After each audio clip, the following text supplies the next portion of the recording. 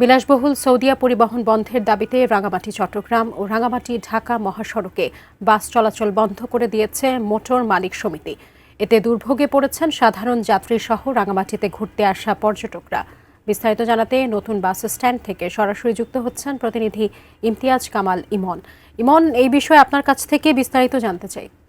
ইতিমধ্যে যে নতুন একটি বিলাসবহুল পরিবহন সৌদিয়া পরিবহন সেটি কিন্তু এখানকার যে জেলা প্রশাসক এবং বিআরটিএ থেকে অনুমতি পাওয়ার পর কিন্তু তারা গত 15-20 দিন ধরে কিন্তু এই রোডে রাঙামাটি চট্টগ্রাম এবং রাঙামাটি ঢাকা রোডে কিন্তু তারা যাত্রী পরিবহন করে তারা সেবা দিয়ে আসছিলেন। কিন্তু এখানকার যে একটি চট্টগ্রাম রাঙামাটি মোটর মালিক সমিতি রয়েছে, সেই মোটর মালিক সমিতি যে সমিতিতে তারা অন্তর্ভুক্ত না হওয়ার কারণে কিন্তু গতকাল তাদের যে রাঙামাটিতে যে কাউন্টারটি রয়েছে সেই কাউন্টারে এখানকার যে মোটর মালিক সমিতি তারা মোটর মালিক সমিতির নেতৃবৃন্দ এসে সেই কাউন্টারটি তারা তালা মেরে দেয়।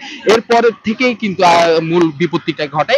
সে কাউন্টার বন্ধের পর কিন্তু তার এখানকার স্থানীয় সংবাদ কর্মী এবং এখানকার কাউন্টার কর্তৃপক্ষ তাদেরকে বিভিন্ন ধরনের সংবাদ প্রচার হওয়ার পর থেকে কিন্তু যে চট্টগ্রাম রাঙামাটি মোটর মালিক সমিতি রয়েছে সেই মোটর মালিক সমিতি তাদের যে একটি পরিবহন রয়েছে রাঙামাটি চট্টগ্রাম সড়কে পাহাড়িকা সুপার সার্ভিসটি আজ সকাল থেকে তারা বন্ধের ঘোষণা দেয়।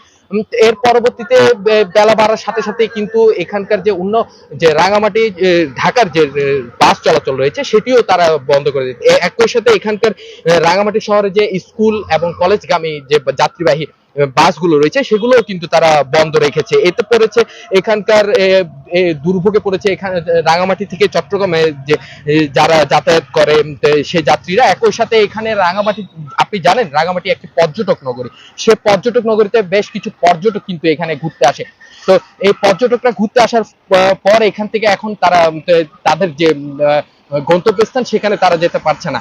আমি কথা বলেছিলাম এখানকার সচেতন নাগরিকরা, তারা বলছে যে চট্টগ্রাম রাঙামাটি যে সমিতির যে সিন্ডিকেটটি সেটি ভেঙে যে এখানে নতুন নতুন বিলাসবহুল বাস পরিবহনের যাত্রী সেবা যাতে তারা পায় এটি প্রত্যাশা করছে এখানকার সাধারণ জনগণ। তো এই ছিল আমার কাছে সর্বশেষ।